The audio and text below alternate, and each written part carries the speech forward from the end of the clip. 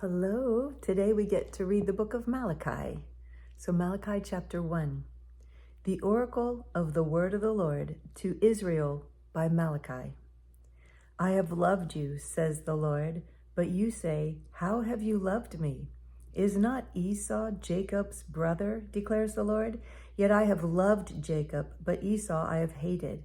I have laid waste his hill country and left his heritage to jackals of the desert. If Edom says, we are shattered, but we will rebuild the ruins, the Lord of hosts says, they may build, but I will tear down, and they will be called the wicked country, and the people with whom the Lord is angry forever. Your own eyes shall see this, and you shall say, great is the Lord beyond the border of Israel. A son honors his father, and a servant his master. If then I am a father, where is my honor? And if I am a master, where is my fear, says the Lord of hosts to you, O priests who despise my name? But you say, how have we despised your name? By offering polluted food upon my altar. But you say, how have we polluted you? By saying that the Lord's table may be despised. When you offer blind animals in sacrifice, is that not evil? And when you offer those that are lame or sick, is that not evil? Present that to your governor. Will he accept you or show you favor, says the Lord of hosts? And now entreat the favor of God, that he may be gracious to us. With such a gift from your hand, will he show favor to any of you, says the Lord of hosts? Oh, that there were one among you who would shut the doors, that you might not kindle fire on my altar in vain. I have no pleasure in you, says the Lord of hosts, and I will not accept an offering from your hand.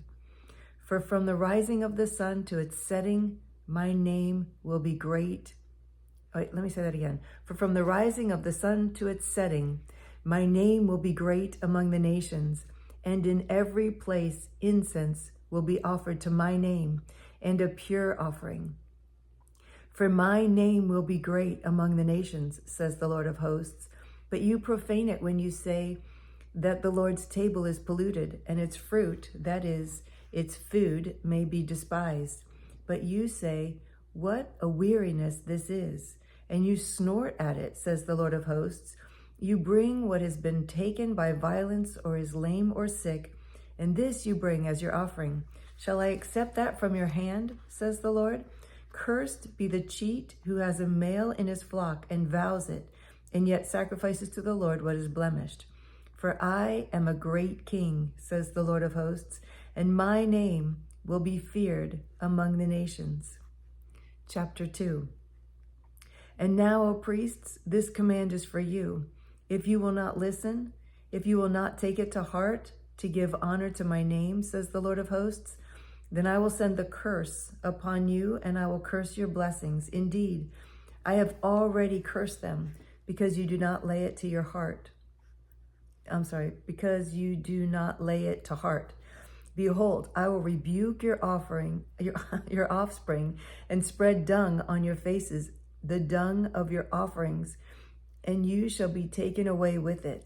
So shall you know that I have sent this command to you, that my covenant with Levi may stand, says the Lord of hosts. My covenant with him was one of life and peace, and I gave them to him. It was a covenant of fear, and he feared me. He stood in awe of my name.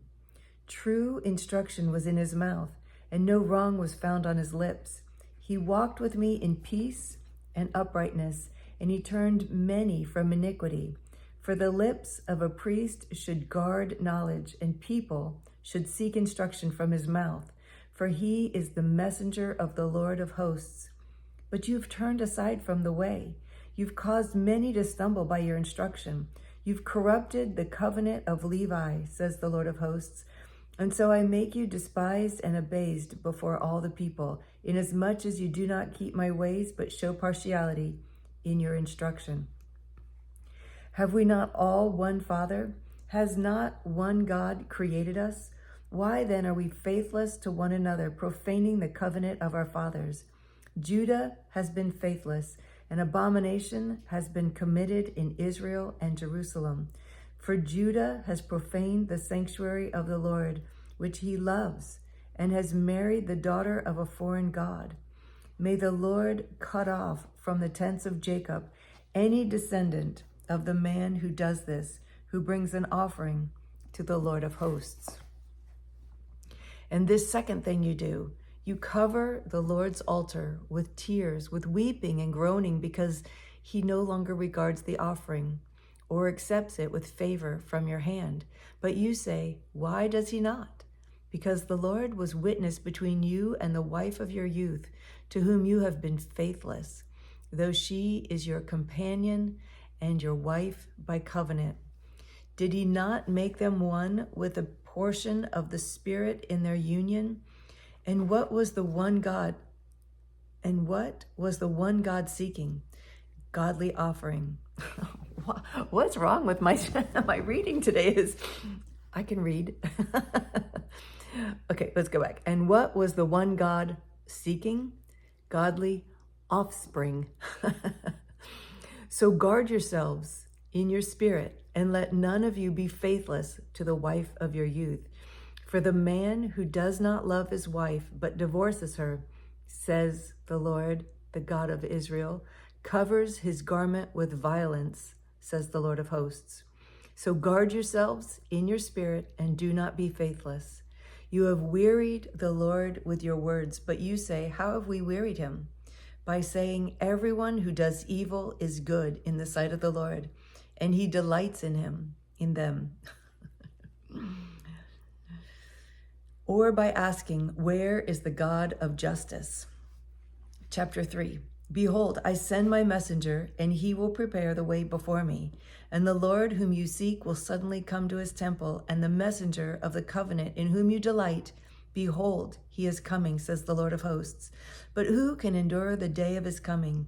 And who can stand when he appears? For he is like a refiner's fire, and like fuller's soap. He will sit as a refiner and purifier of silver, and he will purify the sons of Levi and refine them like gold and silver, and they will bring offerings in righteousness to the Lord. Then the offering of Judah and Jerusalem will be pleasing to the Lord, as in the days of old and as in former years. Then I will draw near to you for judgment. I will be a swift witness against the sorcerers, against the adulterers, against those who swear falsely, against those who oppress the hired worker in his wages, the widow and the fatherless, against those who thrust aside the sojourner and do not fear me, says the Lord of hosts. For I, the Lord, do not change. Therefore you, O children of Jacob, are not consumed. From the days of your fathers you have turned aside from my statutes and have not kept them. Return to me, and I will return to you, says the Lord of hosts. But you say, how shall we return? Will a man rob God? Yet you are robbing me. But you say, how have we robbed you? In your tithes and contributions. You are cursed with a curse, for you are robbing me, the whole nation of you. Bring the full tithe into the storehouse, that there may be food in my house. And therefore put me to the test, says the Lord of hosts, if I will not open the windows of heaven for you and pour down for you a blessing until there is no more need. I will rebuke the devourer for you, so that it will not destroy the fruits of your soil, and your vine in the field shall not fail to bear, says the Lord of hosts. Then all nations will call you blessed, for you will be a land of delight, says the Lord of hosts. Your words have been hard against me, says the Lord, but you say, how have we spoken against you? You have said, it is vain to serve God. What is the profit of our keeping his charge, or of walking as in mourning before the Lord of hosts? And now we call the arrogant blessed. Evildoers are not only prosper, but they put God to the test, and they escape. Then those who feared the Lord spoke with one another. The Lord paid attention and heard them, and a book of remembrance was written before him of those who feared the Lord and esteemed his name. They shall be mine, says the Lord of hosts, in the day when I make up my treasured possession and I will spare them as a man spares his son who serves him. Then once more you shall see the distinction between the righteous and the wicked, between one who serves God and the one who does not serve him. Chapter 4. For behold, the day is coming, burning like an oven, when all the arrogant and all evildoers will be stubble. The day that is coming shall set them ablaze, says the Lord of hosts, so that it will leave them neither root nor branch. But for you who fear my name, the Son of Righteousness shall rise with healing in its wings. You shall go out leaping like calves from the stall, and you shall tread down the wicked, for they will be ashes under the soles of your feet on the day when I act, says the Lord of hosts. Remember the law of my servant Moses, the statutes and rules that I commanded him at Horeb for all Israel. Behold, I will send you Elijah the prophet before the great and awesome day of the Lord comes. And he will turn the hearts of fathers to their children, and the hearts of children to their fathers, lest I come and strike the land with the decree of utter destruction. Okay, so that's the end of Malachi.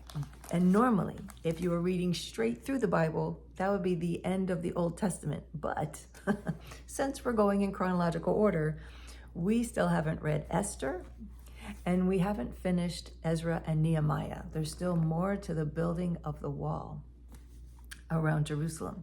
So we have about, I think, 9 or 10 more days of the Old Testament, and then we'll start the New Testament. So thank you for joining me as we read today. It's always a pleasure reading with you. I look forward to reading with you again tomorrow. I love you so much. Bye.